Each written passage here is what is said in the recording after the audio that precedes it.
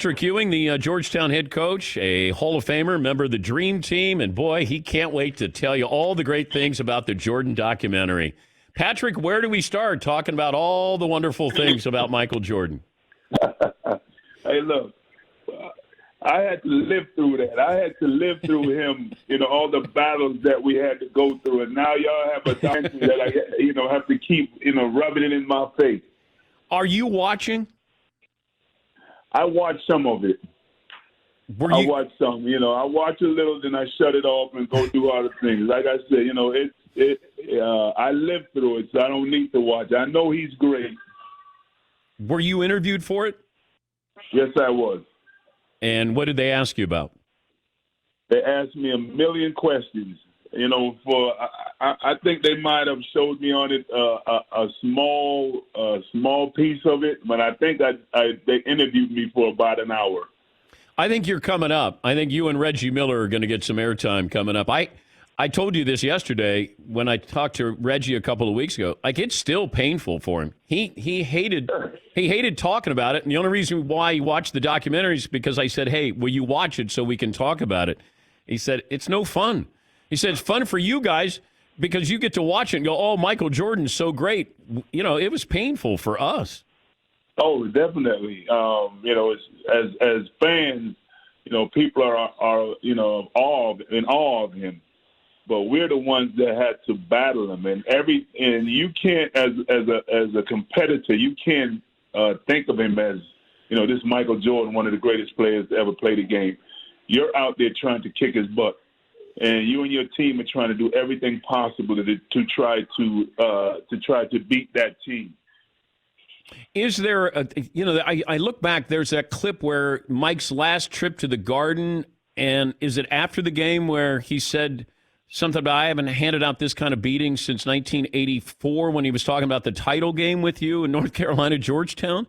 But it wasn't even that. It wasn't even a beating. We had an opportunity to win that game. We just, like every game, it's all about mistakes. And we made a crucial mistake at the last possession, turned the ball over, and they sealed the game. But that's just Michael. He's a great guy. He's a friend, but he's the biggest trash talker that I've ever met. Both he and Bird. But when did he become a friend? Because the Bulls and Knicks, you guys had real battles. But when did you become a friend of Jordan's? Well, I think we've been friends ever since we met each other on our visit, on my visit to North Carolina. He had already committed. That was the first time I met him, and we just developed a friendship since then. We played in the McDonald's game together, spent some time then, and then over the years, our friendship grew. We both were represented by we had the same agent. Both Dean Smith and Coach Thompson were great friends. So I think all of those things, gave us history. How close were you to going to North Carolina? You had to bring that up, huh? Imagine that team. Funny when I look back at it, if I had gone there, it would have been me, myself, Michael, Worthy, Perkins. That would have been a hell of a front line. Oh my goodness! But I made the right decision. I went there. I didn't like it as much as I thought I would have, so I chose to go elsewhere. And it's funny because Dean Smith told me, if you're not going to come to North Carolina, you should go to Georgetown. So I listened to him. Yeah, good advice there. We're talking to Patrick Ewing, the Hall of Famer, Georgetown's head coach, member of the Dream Team. Do you know why Isaiah wasn't on the Dream Team? No, I don't. But you might. Everybody speculates. Everybody, has one thought or another. I didn't worry about it. Isaiah, he was a great player and possibly should have been on the team. But, I don't get into all that the politics. I always, what I heard, and these are reliable people that I heard it from, is that, Michael wanted an atmosphere that was fun. You knew you were going to win. You knew you were going to win the gold medal. Michael and everybody, they wanted to have fun. Mike wanted to play golf and, play cards and be with his guys. And Isaiah was not part of that fraternity. That this wasn't a basketball decision. I could have played point guard for you, Patrick. This wasn't about, hey, if we have Isaiah, we're going to win by 67 over Angola. It was just, I think it was about friends getting together, and that was the feeling I always had. Well, to me, it was all about showing the world our dominance. We had lost in the previous Olympics. I remember we'd lost to Brazil, and I remember I forgot the young man's name. He was yelling on the TV, "God bless America." So we were the SEAL. We were the A team that America sent to go kick butts and take names and bring and show the world the dominance that we have in terms of basketball. And because of that, we were like rock stars everywhere in the world. All those guys, or all those kids that were playing soccer, they fell in love with basketball.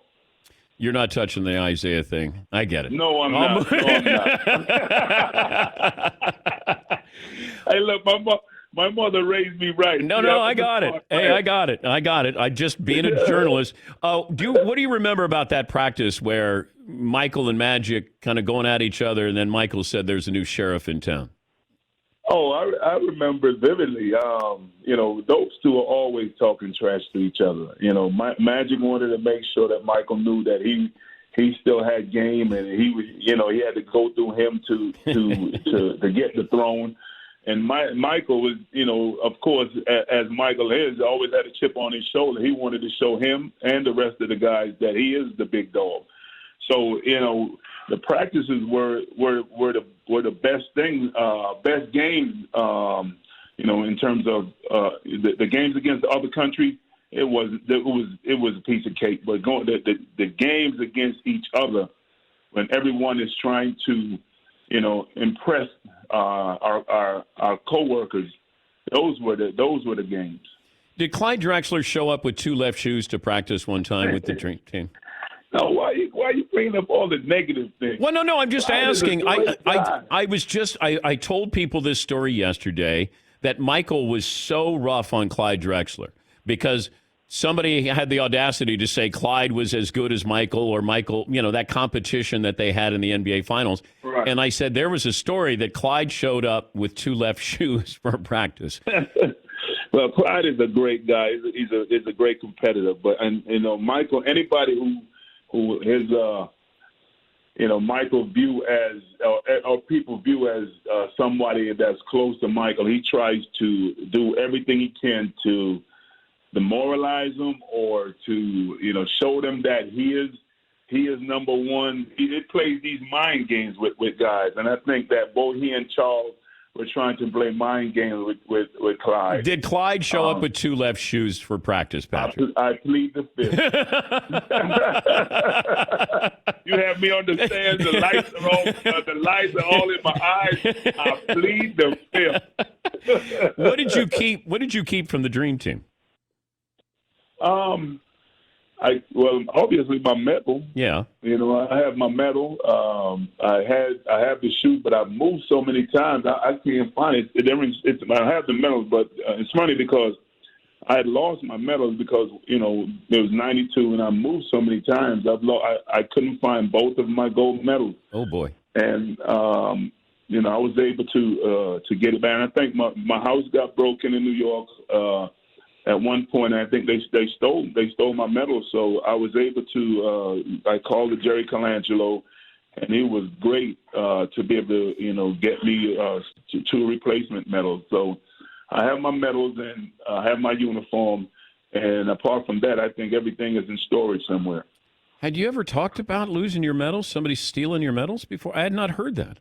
No, this is the first time. And Jerry, I spoke to because I had to get replacement medals.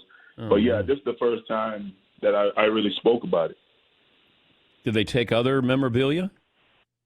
No, they took those. They did take my championship ring, my college championship ring, but someone tried to sell it on eBay, and I was able to get that back. Man, that sucks. Yeah, sometimes it sucks to be well known. Oh my goodness. Yeah, I'd never heard that story. But thank God Jerry Colangelo was able to get replacement medals for you. Man. Yeah, see, he took care of me. He's a great guy. Yeah. Are you going to watch? If you know you're going to be on the documentary, are you going to watch the episode? I might watch a little and turn it back off. Look, it's like I said. I don't need to watch it to know what he did or how they beat us. I think it's great for the young generation to see how dominant he was. But I mean, everyone is. I don't even need to watch it. Every time something comes on, it's on, and I'm always getting a text. You're on. Oh yeah, I might try to start to use it as a recruit. It's funny because there's a recruit there, a young man that we, is coming to Georgetown, and he asked me who I thought was the better player, Michael or LeBron, and I told him Michael. So now he's texting me. He's like, Coach, I see what you're talking about. Michael was a beast. But are your children asking you about Jordan?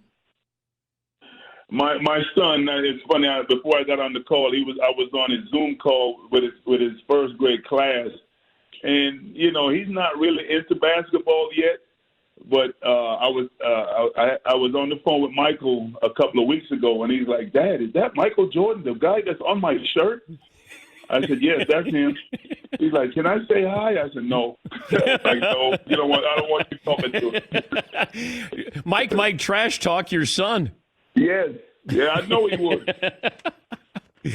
I know he would. That's the kind of guy he is. Oh, you're the best. You're the best. I did tell the story when we first met in San Antonio when Mark Jackson put me on the spot and said, "Hey, tell Patrick who you would take, either him or Akeem." And I said, Akeem. And then you let out the biggest laugh. And I think you even said, "I might take him too."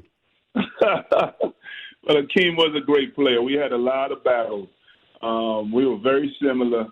Unfortunately, the only time that I was able to play in the championship in the finals, I lost to him.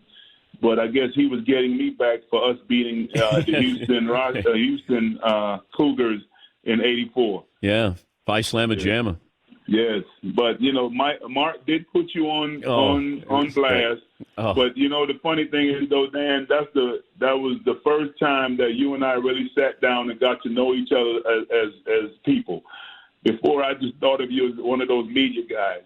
Yeah. No, I came away from that dinner and I thanked Mark Jackson. I said, "Look, I'm glad you put me on the spot because and you even said, look, I appreciate you, being honest with me right to my face." Because before that dinner, I always loved Mutombo more than you. But after that dinner, it was you, Patrick. Well, he's more of a people person than I am. I'm introverted. He's the life of the party. Oh, if people only knew the real personality you have. You hid that so well for so many years. And I went to Mark Jackson. I said, "I'll be damned. He is funny with a sense of humor." He goes, "Yeah, he doesn't want you to know that stuff, so don't tell people." And I went, "Oh, sorry." But when people see me or they judge what they see on TV, they see me with my game face on, my scowl. I'm playing, I'm sweating. I'm giving elbows every now and then. So when they make judgment, they make judgments on what they see on TV. But they sometimes they never try to get to know what the person really is off the court. Good stuff. Great to talk to you. And go Hoyas. And I'll talk to you soon. Thanks, Dan. Have a good one, man. That's Patrick Ewing. He's a treat, man. He really is. He's right. Like, I had no idea who he was. I had no idea. And then you just think that's a guy who doesn't trust the media, which I get. How he was treated growing up in Boston, going to Georgetown, the whole thing. I mean, that was a big, big deal. That's why when people say, well, Michael, greatest college player of all time, he wasn't even better than Patrick Ewing. And I don't mean that by even Patrick Ewing. Patrick Ewing's one of the greats of all time. He's a better college player than Michael Jordan was.